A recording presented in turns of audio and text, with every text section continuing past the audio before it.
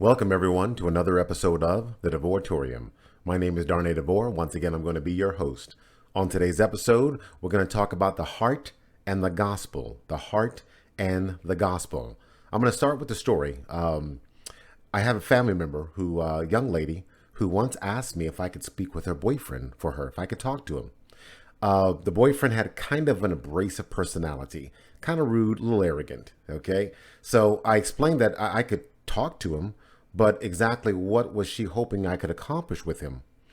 She was looking for the same boyfriend, but just a nicer version of him.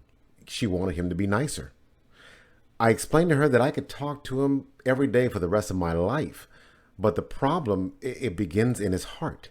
It begins in his heart. The heart produces the actions that you're clashing with. Does that make sense?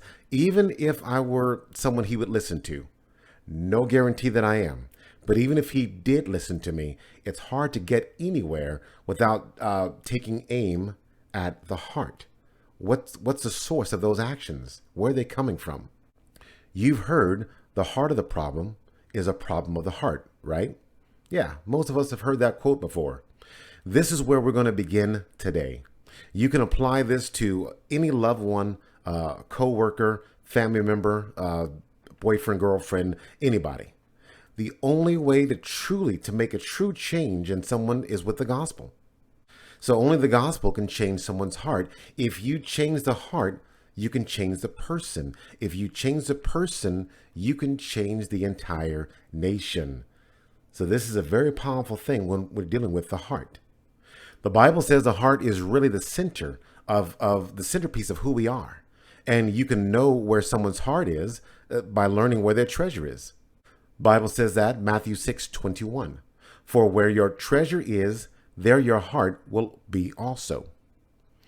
Don't be fooled by Hollywood, the media. They always tell you to follow your heart or to listen to your heart. That's an 80s song, isn't it? Listen to your heart. The Bible says that your heart is deceitful. Jeremiah 17 verse 9. The heart is deceitful above all things and beyond cure. Who can understand it? Now, when you encounter someone or when you have someone in your life that commits all these questionable actions, the action is simply, it's just a symptom of what's going on inside. You fix the heart, you'll fix the action. Make sense? When I asked my family member if this boyfriend had a relationship with God, that's when the question marks came. And she said, well, what do you mean? Why is that important? Well, if I ask you, what's your boyfriend's favorite color? It's blue. What's his favorite thing to watch on TV? Football.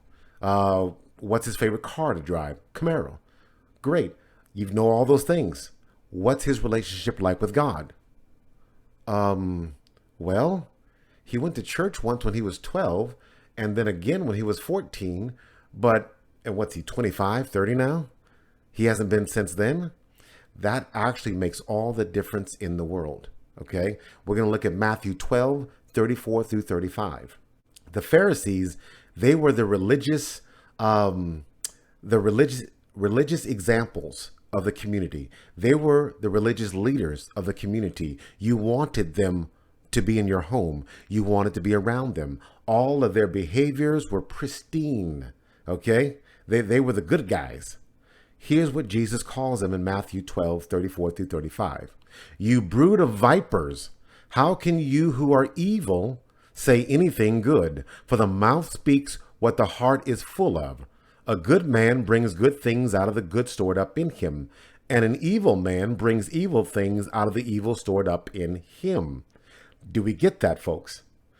If you see someone's behavior and they're questionable, all their actions are questionable, you don't know why they're doing these things are bad, that's what's going on inside of them.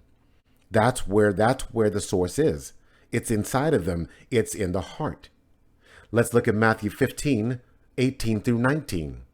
But the things that come out of a person's mouth come from the heart, and these defile them. For out of the heart come evil thoughts, murder, adultery, sexual immorality, theft, false testimony, slander. That's a lot that comes out of the mouth that starts from the heart. Whenever you hear someone talking about these things, that's how you know who they are or how their heart is. Just listen to them. When I started doing that, I started listening more and more to people. I was able to understand more and more who they were and where they were coming from. And I knew if I heard any of these things, they were not coming from a good place. They were not coming from God being in their heart. So the heart is a source. If this reflects someone in your life, how do you fix it? That's the $1,000,000 question. How do you fix it? Because you can stop someone from stealing. Okay, great. Now they've stopped stealing. But if the heart remains the same, they're just going to move on to something else, like let's say slander. They're going to move on to lying, or back to slander, or back to stealing again. Doesn't matter. The heart will be the same unless you change the heart. All right. So once the heart is fixed, everything else is going to correct itself from there. And now sometimes it may take a lifelong, it may be a lifelong effort to correct, but it will be in correction. And that's the best any of us can hope for, including from ourselves. A lifetime of correction. So let me put it to you this way. You got a big, ugly boat. This boat is ugly. So, but this boat also has a hole in it. So are you going to paint the boat to make it not ugly anymore? Great. Great. But the hole in the boat is still going to sink it. The boat is still going to sink. You've got to fix the hole and then take your time with everything else. You're right. I mean, you've met people who are just beautiful, attractive people who talk nice, who look nice, but they got a hole in their boat. They got a hole in their heart. They're still sinking because God is not there. God is not there. Matthew 22, 37 through 39. Jesus replied, "Love the Lord your God with all your heart and with all your soul and with all your mind. This is the first and greatest commandment, and the second is like it. Love your neighbor as yourself." This command right here puts it, if we give our hearts to God, that will correct, that can correct everything, because suddenly it's easier to love your neighbor as yourself. It's easier in the case of this boyfriend. I'm not going to yell at you. I'm not going to be abrasive. I'm going to watch my attitude because I'm talking to another creation of God. God created me and God created them too. Because I love him, I'm going to love you. And I'm going to love you the way I want to be loved. Really simple from there, isn't it? But it starts with loving God with all your heart, with all your soul, and with all your mind. Changing someone's heart starts with them and their God. Who are they worshiping? Are they worshiping the God of the Bible that we all know and love, that created the universe? Or are they worshiping a God in their own minds, a God of themselves that lets them get away with anything they want? This is what I would like to do to that aforementioned boyfriend, is give him the gospel rather than try to correct how he speaks or how he talks or how he walks or his abrasive attitude. All that can be fixed with a simple heart transplant. All right. Take out the old heart, put in the new heart, the one that loves God. Now, if you don't love God, it's darn near impossible to love your neighbor unless they give you an adequate reason to love them, right? Isn't that how most of us are? I'll love them, or I will respect them as long as they respect me first, right? Romans 5:8. But God demonstrates his own love for us in this: while we were still sinners, Christ died for us. Well, so wait, according to this verse here, what reason did we give God to love us? I'll wait. Actually, no, I won't. None. We gave him no reason to love us because we were still sinners. We were rebelling against him in our sin. We were dead to him. Okay? But he loved us. He loved us enough to send his son to die for us. So if God can demonstrate that kind of love for people who don't love him, who are we to say, well, I'm only going to love them if they love me first? It's not how this works, folks. That's not how this works. That's your heart. You want God's heart inside of you, because God's heart inside of you fixes all these issues that we have in our hearts, the hearts that are desperately wicked. We all know what puppets are. Puppets, and I don't mean the ones you put on your hand. I mean the one where you got the guy with the strings above, and every move that he makes, it's every finger is connected with the string that's connected to a puppet, and every move that he makes, the puppet reacts to that movement from the puppeteer. That's how a lot of us are. We react to what people do to us. All right. You did this to me, so I'm going to do this to you. You cheated on me, so I'm going to cheat on you. You hurt me, so I'm going to hurt you. Every time I hear stories like that, all I hear are puppets. I don't hear anyone in control of their own self and deciding, you did this to me, but I'm going to do something different instead, or nothing at all. No, no, no. It's always as if they're a puppet. You did this, I'm going to react this way. And it's always negative for negative. That's sad. That's very, very sad. But when you change your heart, when you let God into your heart, guess what you do with them puppet strings? You cut them. The puppet strings are cut, and you are now controlled by God. God controls you now, not any man, not any ex, any girlfriend, boyfriend, husband, wife, coworker. No one's controlling you anymore but God, and you want that kind of control. You want to follow in God's footsteps, because he's going to take care of you.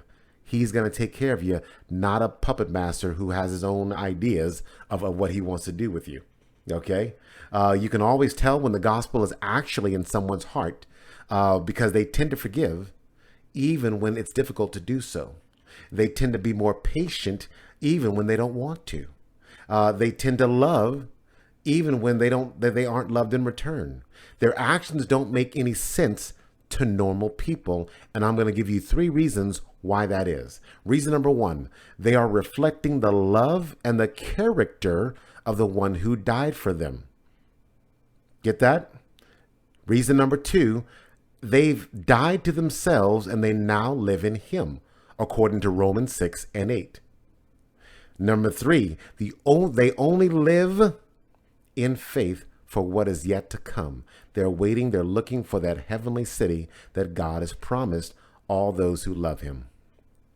Wow. But those are the 3 reasons that's how you can tell whether someone actually has the gospel in their heart, or they just talk the talk but don't walk the walk.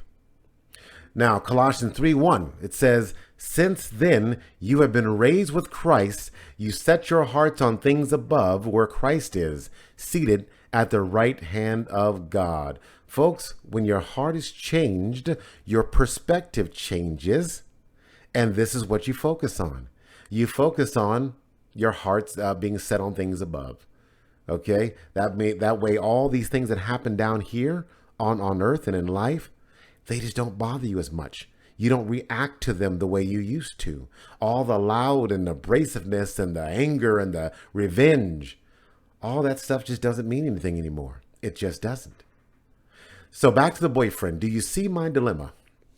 I can fix one issue, but there's 1,000 more. There's 1,000 more of them that still need to be fixed. I can fix the one issue, or I can dig deeper. I can dig deeper to get to the cause of those issues, which is the heart. Okay, I can let him know that there's a God who loves him, who died for him and wants to see him in the eternal kingdom that God has prepared for those who love Jesus. I can do that. And what happens when you do that? When that sinks in, when he understands what that means, when he accepts it, watch his heart change. Watch it. It's going to change. Okay? Watch the issues begin to decrease.